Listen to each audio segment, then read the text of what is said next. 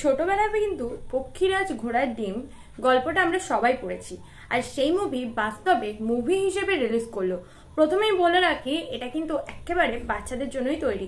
যদি তোমরা বড় হয়েও এই মুভিটি দেখতে যাবে বলে মনে করো বা দেখতে যাও, তাহলে অবশ্যই মনটাকেও বাচ্চাদের মতনই করে নিতে হবে। বেশি যুক্তিতর্ক দিয়ে লজিক খুঁজলে চলবে না। এখানে মজার গান, অ্যাডভেঞ্চার, মজাদার স্টোরি, রহস্য, জাদু, এমনকি ছোটবেলার মিষ্টি ভালোবাসার গল্পও কিন্তু দেখতে পাবে তোমরা। গল্প বেশ আকাশগঞ্জে।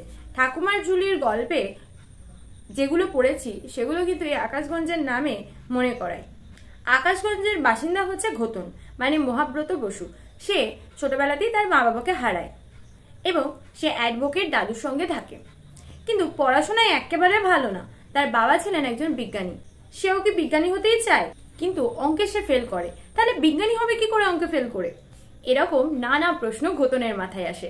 সে যখন মাধ্যমিকের টেস্ট এক্সামে ফেল করে অঙ্কেতে, তখন সে পুনরায় শিক্ষক বটব্বেল স্যার মানে অনির্বাণ চক্রবর্তীকে পুনরায় সেই এক্সামটা নিতে বলে।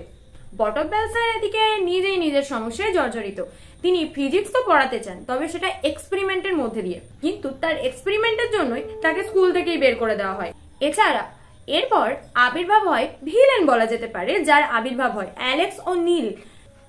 ভিলেন সাহেব এক মন্দিরের খোঁজে আসে, সেখানে নাকি লোকানো আছে লিভিংস্টোন, আর সেই লিভিংস্টোন পাহারা দিচ্ছে এক সাপরাজ। সেখানে কাউকেই ঢুকতে দেয় না সে। তাহলে ঘোতন কিভাবে পাথরটা পেল?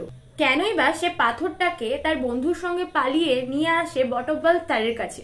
এই সবকিছু রহস্য জানতে গেলে অবশ্যই তোমাদের মুভিটি দেখতে হবে। একবার দুবার বাচ্চাদের মুভি দেখলে, বাচ্চাদের মতো মন করে মুভি দেখলে মন্দ হয় না, কিন্তু বেশ আলাদা একটা এক্সাইটমেন্ট পাওয়া যায়, আর মনে হয় যেন সেই ছোট্টবেলায় ফিরে গেছি। তবে যে ডিমটার কথা বলা হয়েছে সেটা ইন্টারভেলের আগেই তোমরা দেখতে পাবে, কোনো চাপ নেই। তবে বাচ্চাদের ধৈর্য বর্তমান সময়ে এতটাই কম, যেখানে তারা ছোট ছোট রিলস, ছোট ছোট কার্টুন এগুলো দেখে, তাদের জন্য ফার্স্ট হাফটা একটু বোরিং হয়ে গেছে। কারণ বাচ্চাদের জন্য যেহেতু মুভি বানানো, স্টোরি বিল্ড আপে পুরো ফার্স্ট হাফটা টাইম নিয়ে নিয়েছে। তবে হ্যাঁ, সেকেন্ড হাফ কিন্তু প্রত্যেকটা বাচ্চার মনোযোগ আকর্ষণ করেছে, বাচ্চা থেকে বড় সবার। যদিও কোথাও গিয়ে শেষের পার্টটা একটু যেন ক্লিয়ার হলো না, কোথাও গিয়ে কিছু খটকা রয়ে গেল। আর তবে যদি তোমরা লজিক না খুঁজে শুধুই এন্টারটেনমেন্টের জন্য যাও, তাহলে বলবো বোর হবে না, মজাই লাগবে। যদি সত্যি সত্যি আমার মতো পক্ষীরাজের ঘোড়া দেখার জন্য এই মুভিটা দেখে থাকো, তাহলে অবশ্যই তোমরা হতাশ হবে। সো যারা অলরেডি দেখে ফেলেছো তাদের মতামত জানাতে ভুলো না, আর যারা দেখোনি এখনো অ্যাভেলেবেল রয়েছে, তো তোমরা দেখে নিতেই পারো। সানি টকের সঙ্গে সিনেমার বকবক হয়েছে শেষ, আবার আসছি নতুন মুভি নিয়ে। তোমরা সবসময় থাকো ফ্রেশ। যাবার আগে সাবস্ক্রাইব করতে ভুলো না, কিন্তু আছে নিত্য নতুন আপডেট।